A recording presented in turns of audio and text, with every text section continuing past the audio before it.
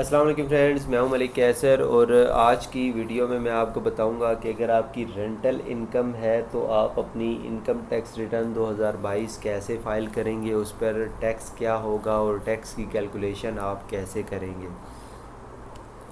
तो rental income से मुराद भी मैं आपको बता दूं कि अगर आपकी कोई प्रॉपर्टी वगैरह है, कोई प्लाज़ा वगैरह है जिसको आपने रेंट आउट किया हुआ है, किराए पर दिया हुआ है और आप वहां से किराया वसूल करते हैं, रेंट वसूल करते हैं, तो और आपका सोर्स ऑफ इनकम सिर्फ वही रेंटल इनकम या वही जो किराया आप रिसीव करते हैं वही आपका सोर्स ऑफ इनकम है, तो आप अपनी इनकम टैक्स रिटर्न में उसको कैसे शो करोगे, ये सारी डिस्कशन हम इस वीडियो में करेंगे और मैं आपको साथ साथ फाइलिंग का तरीका भी बताऊंगा। तो आपने क्या करना है, गूगल पर आपने FBR लिखना है और FBR लिखकर आपने सर्च करना है। सबसे पहले आपके पास सर्च में जो रिज़ल्ट आएगा वो FBR की मेन वेबसाइट होगी, इस पर आपने क्लिक कर लेना है। तो आप FBR की मेन वेबसाइट पर अभी मौजूद हैं। तो यहाँ पर आपने थोड़ा सा नीचे आकर यहाँ पर आप देखेंगे ये जो पिंक कलर का कॉलम है, इसमें इनकम टैक्स और ये IRS का आपको लोगो नज़र आएगा, इस पर आपने क्लिक कर लेना है। तो आप IRS पर आ जाएंगे। IRS पर आने के बाद यहाँ पर आप अपना CNIC नंबर और पासवर्ड इंटर करके लॉगिन करेंगे। लॉगिन करने के बाद आपके पास इस तरह का इंटरफेस होगा। IRS आपके पास ओपन हो चुका है, ठीक है। तो अब आपने यहाँ से क्या करना है, डिक्लेरेशन पर आपने क्लिक करना है और नॉर्मल रिटर्न सेकंड कॉलम में सेकंड ऑप्शन आपके पास नॉर्मल रिटर्न का है, इस पर आपने क्लिक कर देना है। फिर आप पीरियड पर क्लिक करेंगे और यहाँ से आप पीरियड जो है, जिस साल की भी आप इनकम टैक्स रिटर्न फाइल कर रहे होंगे वो पीरियड आपने यहाँ पर लिखना है। यहाँ पर मैं 2022 की रिटर्न फाइल कर रहा हूँ तो 2022 को मैं यहाँ पर इंटर कर दूंगा और फिर सर्च पर आपने क्लिक कर देना है। इसके बाद आपके पास ये पीरियड आ जाएगा 1 जुलाई 2021 टू 30 जून 2022। ये पीरियड किसका है, 2022 का ये पीरियड है, इसको आपने सिलेक्ट कर लेना है। तो आपके पास इनकम टैक्स रिटर्न का फॉर्म ओपन हो जाएगा, ठीक है। इस तरह का आपके पास इंटरफेस होगा। यहाँ पर आपके पास डिफरेंट सोर्सेज ऑफ इनकम के हेड्स होंगे, तो आपने जो है वो अपना रेलिवेंट हेड चूज़ करना है। यानी कि आपकी प्रॉपर्टी इनकम फ्रॉम प्रॉपर्टी है, रेंटल इनकम है, तो आपने प्रॉपर्टी पर जाना है और यहाँ से रिसीट्स एंड डिडक्शन पर आपने क्लिक कर देना है। तो यहाँ पर आप प्रॉपर्टी के हेड पर आ गए हैं। यहाँ पर आपने अपना सालाना रेंट उसको एंटर करना है कि आप साल में कितना रेंट वसूल करते हैं। तो फ़र्ज़ करें अगर आपका मंथली रेंट जो है वो 2 लाख है तो सालाना रेंट जो है वो कितना होगा आपका, 24 लाख रुपए, ठीक है। तो आपने 24 लाख जो रेंट रिसीव किया होगा या उस साल का जो रिसीवेबल होगा आपने टोटल यहाँ पर जो है वो लिख देना है। तो आपका ये 24 लाख यहाँ पर आपने इंटर करके इसको कैलकुलेट कर देना है। जैसे ही आप कैलकुलेट करेंगे तो सिस्टम ऑटोमेटिकली 1/5 आपको डिडक्शन जो है वो अलाउ कर देगा। सिस्टम खुद ही 1/5 कैलकुलेट करके उसको आपके टोटल रेंट में से माइनस कर देगा। यानी कि अब आपके ऊपर जो टैक्स अप्लाई होगा वो आपका 24 लाख में से 4,80,000 जो कि 1/5 ऑफ 24 लाख है, ठीक है, ये माइनस हो के 19,20,000 के ऊपर आपका टैक्स जो है वो कैलकुलेट किया जाएगा। यहाँ पर अब थोड़ा सा मसला ये है कि पहले जो है वो रेंटल इनकम पर अलग से स्लैब रेट दिए जाते थे, ठीक है, लेकिन अब रेंटल इनकम पर जो है वो रेट अप्लाई होते हैं जो नॉर्मल बिजनेस इंडिविजुअल की इनकम पर हो रहे हैं, ठीक है। तो कुछ लोगों को यहाँ पर कन्फ्यूजन थी कि टैक्स हमारा ज़्यादा, सिस्टम जो है वो ज़्यादा कैलकुलेट कर रहा है जबकि बनता कम है, लेकिन यहाँ पर बिज़नेस इंडिविजुअल के जो रेट हैं वो आपके ऊपर अप्लाई होंगे बेशक आपकी रेंटल इनकम है। तो यहाँ पर अब हम देखते हैं कि 19,20,000 के ऊपर आपका टैक्स जो है वो कितना बनता है। इस अमाउंट को मैंने यहाँ पर लिख लिया स्लैब्स रेट में। ये मैंने एक एक्सेल शीट बनाई हुई है, यहाँ पर ऑटोमेटिकली टैक्स जो है वो कैलकुलेट हो जाता है। तो यहाँ पर 19,20,000 के ऊपर आपका 1,78,000 टैक्स जो है वो बनता है, ठीक है। अब 1,78,000 कैसे बना, आपका कौन से स्लैब में आप आए ये हम देख लेते हैं। 19,20,000 आपकी कौन से स्लैब में फॉल करती है, 12 लाख से 24 लाख के दरमियान में, ठीक है। तो 12 लाख से 24 लाख के दरमियान में 70,000 आपके ऊपर फिक्स टैक्स है, और 12 लाख के ऊपर जो अमाउंट है उसके ऊपर 15%। तो 12 लाख के ऊपर जो अमाउंट है इसको हम कहते हैं, ये कितनी है, 7,20,000। इसका आपने ले लेना है कितना परसेंट, 15%। तो ये आपका 1,08,000 बन गया। 1,08,000 में आप ये वाला 70,000 जमा कर देंगे तो ये टोटल कितना बन गया, 1,78,000।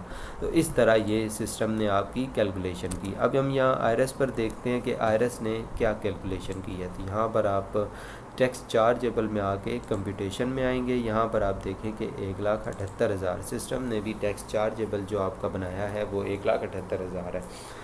अब इस 1,78,000 ये जितनी भी आपकी टैक्स लायबिलिटी बनेगी आपकी रेंटल इनकम के मुताबिक, आपका वो वहाँ यहाँ पर आपका टैक्स जो है वो दिखाई देगा आपको, और same amount admitted income tax में भी होगी। तो अगर आपका टैक्स आपके किराएदार ने या टेनेंट ने आपका टैक्स नहीं काटा तो आप ये पूरा टैक्स पे करेंगे और अपनी इनकम टैक्स रिटर्न को जमा करवाएंगे। अब पे करने के लिए आप एडमिटेड इनकम टैक्स का चालान बनाएंगे, चालान जमा करवाएंगे, और फिर आप यहाँ पेमेंट सेक्शन में जब जाएंगे तो यहाँ पर प्लस के निशान पर क्लिक करके आपका यहाँ पर एक CPR जो भी आप पेमेंट जमा करवाएंगे तो वो यहाँ पर आ रही होगी। यहाँ पर सिलेक्ट का ऑप्शन होगा, आप उसको सिलेक्ट कर लेंगे। जैसे ही सिलेक्ट करेंगे और यहाँ पर वापस डाटा पर आकर आप जब कैलकुलेट करेंगे तो ये अमाउंट जो है वो यहाँ से ख़त्म हो जाएगी, यानी कि आपका पेएबल कुछ भी यहाँ पर नहीं बचेगा, ठीक है। तो लेकिन अगर यहाँ पर हम देखें कि अगर आपका टैक्स ऑलरेडी टेनेंट ने काट लिया है, ठीक है। और दूसरी एक बात मैं और बता दूं कि एडमिटेड इनकम टैक्स का आप चालान कैसे बनाएंगे, इसका लिंक आपको डिस्क्रिप्शन में मिल जाएगा। वो वहाँ से आप चालान बनाने का तरीका देख सकते हैं, और उसको आपने फिर चालान को जो है वो किसी भी बैंक में आप जाकर पे कर सकते हैं, या अगर आप ऑनलाइन पे करना चाहें तो ऑनलाइन बैंकिंग ऐप से भी वो उसकी पेमेंट हो जाती है। तो इसका तरीका भी मैं कोशिश करूँगा कि पेमेंट का तरीका मैं किसी इजी पैसा या बैंकिंग ऐप से रिकॉर्ड करके अपलोड कर दूँ, ताकि आपको बैंक में जाने से आपका चक्कर एक बच जाए, टाइम बच जाए, ठीक है। तो दूसरा अब हम देखते हैं कि अगर आपका टैक्स जो है वो आपके टेनेंट ने ऑलरेडी कुछ काटा हुआ है तो आप उसको यहाँ पर एडजस्ट कर सकते हैं। एडजस्ट पहले तो देखना है कि आपका टैक्स कितना कटा है। जितना भी टैक्स कटा होगा आप उसकी कैलकुलेशन कर लेंगे, लेकिन जो टैक्स कटा होगा उसकी कैलकुलेशन कैसे होगी, नॉर्मली जो है वो आपकी कैलकुलेशन के मुताबिक टैक्स कितना कटा होगा मैं आपको बता देता हूँ कि 2 लाख हमने मंथली रेंट लिया। अब जो विद होल्डिंग रेट हैं ये प्रॉपर्टी के ऊपर ये डिफरेंट हैं। आपके जो टैक्स लायबिलिटी जो कैलकुलेट होती है वो नॉर्मल बिजनेस इंडिविजुअल के जो स्लैब्स रेट्स हैं उसके ऊपर कैलकुलेट होती है, लेकिन जो टैक्स डिडक्शन है जो विद होल्डिंग है उसका रेट्स जो है वो कुछ और डिफाइन है, ठीक है। तो विद होल्डिंग जो है वो अपने स्लैब्स रेट्स के मुताबिक होंगी। जो टेनेंट है उसको जो इनकम टैक्स ऑर्डिनेंस में होगा उसके मुताबिक वो विद होल्डिंग टैक्स डिडक्ट करेगा। तो यहाँ पर उसने कैसे टैक्स डिडक्ट करना है, 2 लाख अगर मंथली रेंट है तो मल्टीप्लाई करेगा 12 से तो 24 लाख रेंट हो जाएगा। 24 लाख रेंट के ऊपर जो विद होल्डिंग टैक्स रेट 155 के तहत जो रेट्स हैं वो कहते हैं कि 3 लाख तक कोई टैक्स नहीं कटेगा, 3 से 6 लाख तक 5% एक्सीडिंग 3 लाख, और 6 से 20 लाख तक 15,000 फिक्स्ड और 10% एक्सीडिंग 6 लाख। और तो आप यहाँ पर जो है वो कौन से स्लैब में आते हैं, लास्ट वाले स्लैब में, यानी 20 लाख से ऊपर के टैक्स में, ठीक है।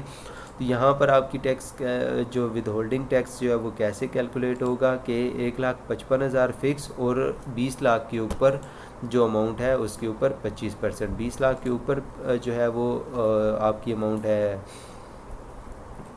4 लाख रुपए। 4 लाख का 25% आप लें तो 1 लाख बनता है। तो ये टोटल कितना हो गया, 1,55,000 और 1 लाख, ये आपका टोटल हो गया 2,55,000। 2,55,000 को आप 12 पे डिवाइड कर दें तो मंथली टैक्स जो आपका बनता है 21,02,050 रुपये। तो टीनेंट आपको मंथली रेंट जो है 2 लाख में से 21,250 रुपये काट के 1,78,750 का टैक्स देता हो, सॉरी 1,78,750 अमाउंट आपको देता होगा, या चेक के थ्रू या जो भी उसका मोड ऑफ पेमेंट है, इतनी पेमेंट वो आपको करता होगा। ठीक है, तो इस तरह आपकी जो है वो टैक्स कैलकुलेशन होगी, विद होल्डिंग की टैक्स कैलकुलेशन होगी। अब यहाँ पर आपका ईयरली रेंट जो है वो कितना काट गया है, 2,55,000।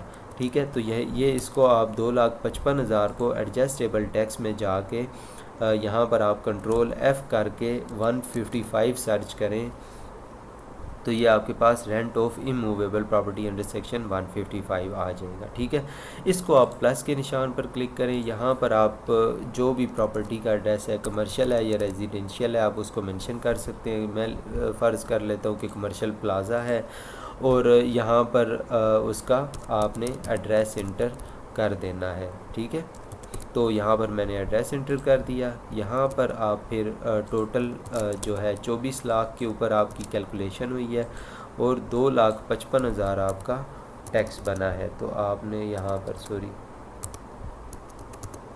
2,55,000 आपने यहाँ पर इंटर कर दिया। कैलकुलेट पर क्लिक करेंगे। ठीक है, अब वापस आप कंप्यूटेशन पर आ जाएं तो 1,78,000 आपका टैक्स बना था, जबकि आपकी जो है वो कटौती यानी कि विद होल्डिंग जो है वो ज़्यादा हो गई। आपकी टीनेंट ने आपका ज़्यादा टैक्स काटा, क्योंकि जो रेट्स दिए गए थे अंडर सेक्शन 155 टीनेंट ने वो अप्लाई करने थे, चाहे वो आपका टैक्स ज़्यादा ही क्यों ना हो जाए, उसने इतना टैक्स आपका डिडक्ट करना ही था। ठीक है, तो इतना टैक्स उसने आपका डिडक्ट कर लिया 2,55,000। अब 77,000 आपका इजाफी जो है वो टैक्स जो है यहाँ पे डिडक्शन हो गई, इसका आप यहाँ पर रिफ़ंड ले सकते हैं। ठीक है, तो 77,000 आप रिफ़ंड ले सकते हैं। अब आपने क्या करना है, इस तरह आप अपनी टैक्स कैलकुलेशन करेंगे। जब आप अपनी रिटर्न को यहाँ पर डाटा इंटर कर लेंगे और विद होल्डिंग टैक्स इंटर कर लेंगे, तब आपने क्या करना है, यहाँ से 19,20,000 या 24 लाख पूरा ही आप 19,20,000 को आप यहाँ से जो है वो कॉपी कर लें और ये आप अपनी वेल्थ स्टेटमेंट में ले जा सकते हैं। ठीक है, तो यहाँ पर आप पेस्ट कर देंगे वेल्थ स्टेटमेंट में। रिकन्सिलिएशन ऑफ नेट एसेट्स में आपने आना है। ठीक है, यहाँ पर आपने इसको इंटर कर दिया, कैलकुलेट कर देंगे।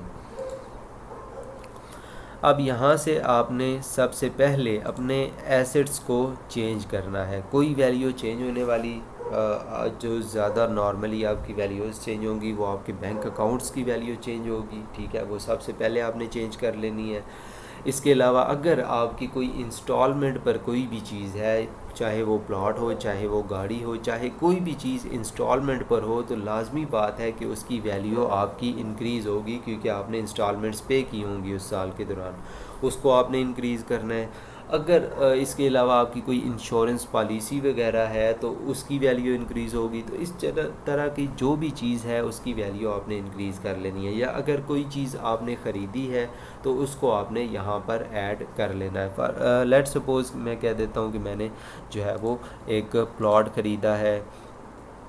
ठीक है, तो यहाँ पे वो मैं प्लॉट जो है वो इंटर कर देता हूँ, प्लॉट 5 मरला। ठीक है, रावलपिंडी में। तो इस तरह आप यहाँ पर कंटेंट में उसका कंप्लीट एड्रेस लिख देंगे, ओके कर देंगे, यहाँ पर आपकी प्रॉपर्टी ऐड हो जाएगी। ठीक है, अगर ये प्रॉपर्टी मैंने इस साल में ख़रीदी है तो एक चीज़ को आपने जहन में रखना है, कैलकुलेट कर देना है। ठीक है, यहाँ पर जब आप कैलकुलेट कर देंगे तो एक चीज़ आपने जहन में रखनी है कि जब आपने प्लॉट ख़रीदा है तो लाजमी आपने उसके ऊपर जब ट्रांसफ़र करवाया होगा अपने नाम पर तो इसका टैक्स भी पे किया होगा। तो वो टैक्स आपने यहाँ पर एडजस्टेबल में जाके वो उसको क्लेम भी करना है। वो 236K उसका सेक्शन है, कंट्रोल F करेंगे तो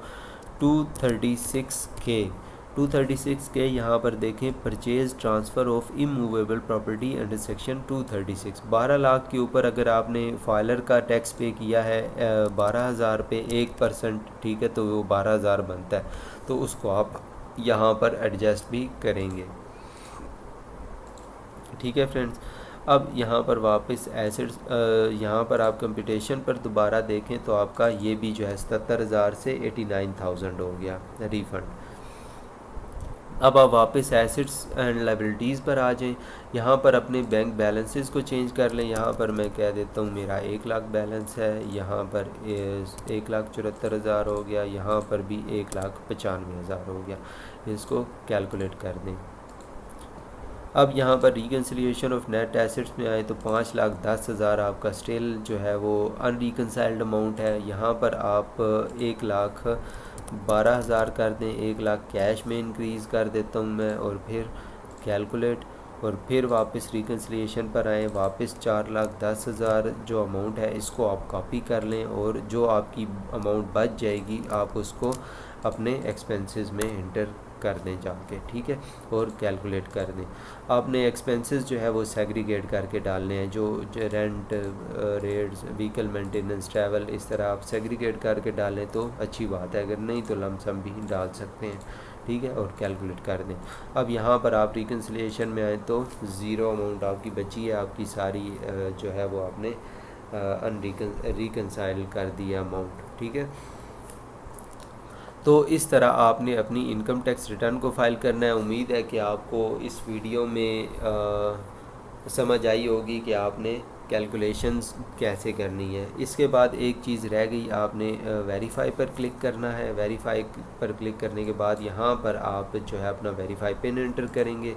पिन एंटर करने के बाद वेरीफाई पिन करेंगे और सबमिट पर क्लिक कर देंगे, ठीक है।